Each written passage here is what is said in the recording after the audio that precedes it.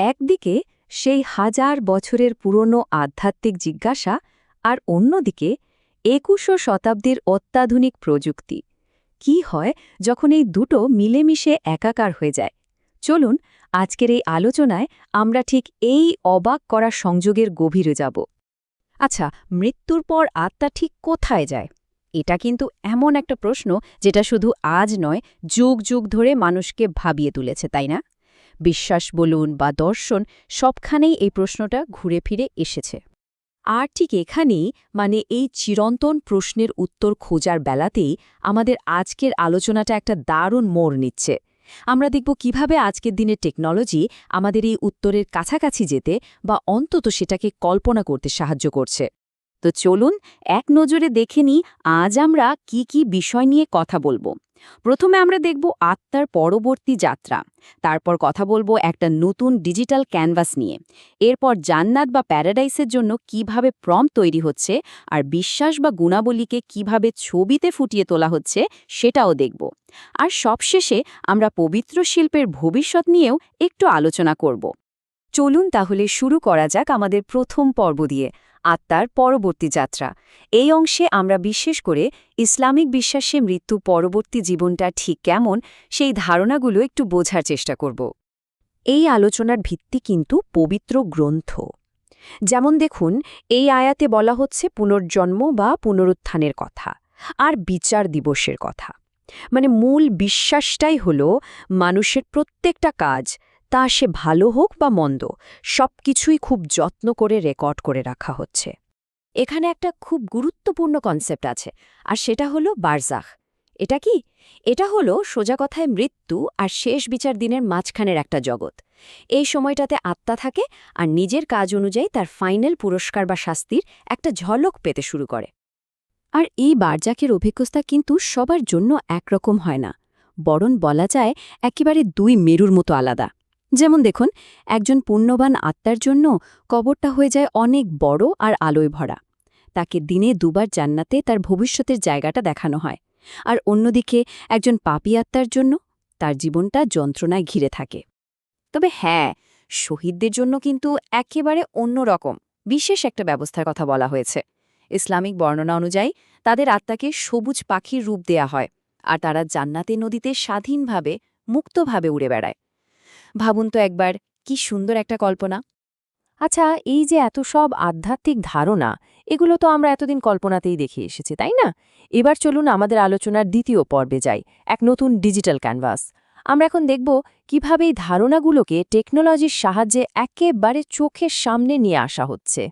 AI দিয়ে ছবি বানানোটা কিন্তু এখন আর কোনো রকেট সায়েন্স নয়, বরং বেশ সহজ। দেখুন, মোটে ৩টা ধাপ। প্রথমে একটা এআই জেনারেটর খুলতে হবে।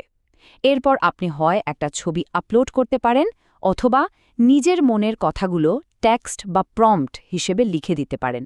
আর তারপর জাস্ট জেনারেট বাটনে একটা ক্লিক, আর আপনার ছবি রেডি। আর এর শৈল্পিক সম্ভাবনা যে কি বিশাল তা বলে শেষ করা যাবে না। এখানে দেখুন কয়েকটা সিনেমাটিক স্টাইলের উদাহরণ।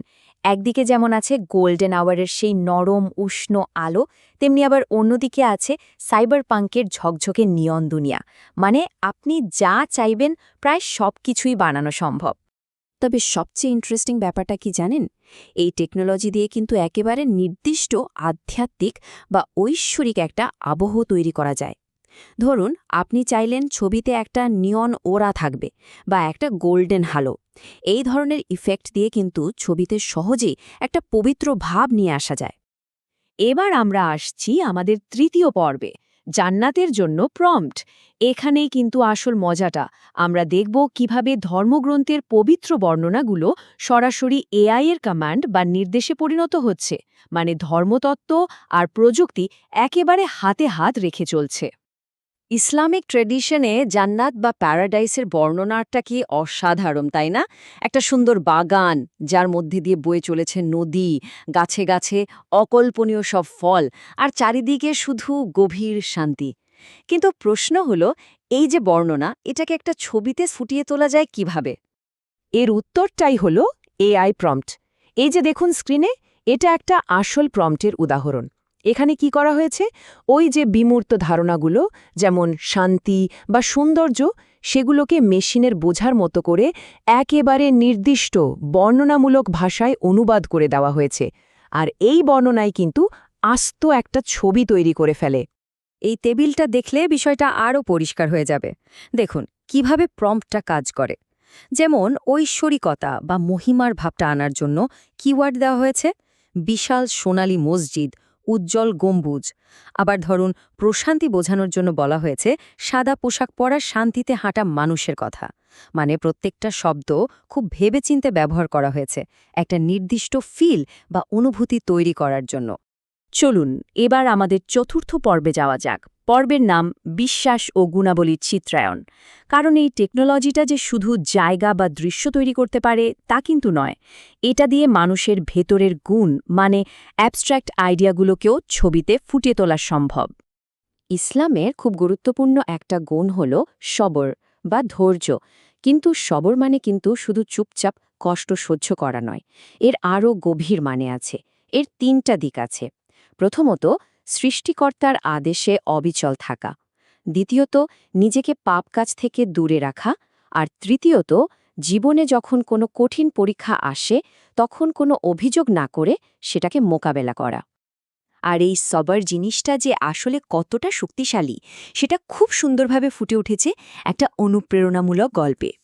গল্পটা অধ্যাবসায় আর তার ঐশ্বরিক পুরস্কার নিয়ে। গল্পটা এরকম: এক ভদ্রলোক নামাজের জন্য যাচ্ছিলেন, কিন্তু রাস্তায় হোঁচট খেয়ে পড়ে গেলেন। তিনি কিন্তু হাল ছাড়লেন না, বাড়ি ফিরে নিজেকে পরিষ্কার করে আবার রওনা হলেন। তার এই চেষ্টার জন্য আল্লাহ তার সব পাপ ক্ষমা করে দিলেন। তিনি আবার পড়ে গেলেন, আবার উঠলেন। তার এই অধ্যবসায়ের জন্য এবার তার পুরো পরিবারের পাপ ক্ষমা করা হলো। তৃতীয়বার যখন তিনি আবার রওনা হলেন, তখন কি হলো জানেন? স্বয়ং শয়তান অন্য রূপ ধরে তার পথটা আলো দিয়ে দেখিয়ে দিল। কেন?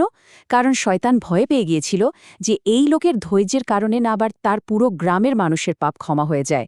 এই গল্পটা আমাদের এটাই চোখে আঙুল দিয়ে দেখিয়ে দেয় যে অধ্যাবসায় আর ধৈর্যের পুরস্কার আসলে কতটা বিশাল হতে পারে। আমরা একদম শেষ পর্যায়ে চলে এসেছি। আমাদের শেষ পর্ব পবিত্র শিল্পের ভবিষ্যৎ। চলুন এবার একটু ভাবা যাক প্রযুক্তি আর আধ্যাত্মিকতার এই যে মেলবন্ধন, এর সুদূরপ্রসারী প্রভাবটা কি হতে পারে। দেখুন, ইতিহাসে প্রথমবারের মতো এমন একটা ঘটনা ঘটছে। এই যে এত শক্তিশালী একটা ভিজুয়াল ক্যানভাস, এটা এখন সবার জন্য খোলা। এর মানে কি? এর মানে হলো শিল্প এখন আরও অনেক বেশি গণতান্ত্রিক। ছবি আঁকার কোনো প্রথাগত দক্ষতা না থাকলেও চলে। যে কেউ এখন তার নিজের বিশ্বাস, নিজের কল্পনাকে একটা ছবিতে ফুটিয়ে তুলতে পারে। আর এটাই আমাদের একটা খুব গভীর প্রশ্নের সামনে এনে দাঁড় করায়। যখন এআই আমাদের সবার হাতে মানব আত্মার ছবি আঁকার জন্য একটা নতুন তুলি তুলে দিচ্ছে, তখন আমরা পবিত্রতার ঠিক কোন ছবিগুলো আঁকব? আমরা কোন রূপটাকে সবার সামনে তুলে ধরব? এই নতুন মাধ্যমে যেমন অকল্পনীয় সম্ভাবনা আছে, তেমনি আছে বিরাট দায়িত্ব। আর এই দুটো নিয়েই আমাদের ভাবতে হবে।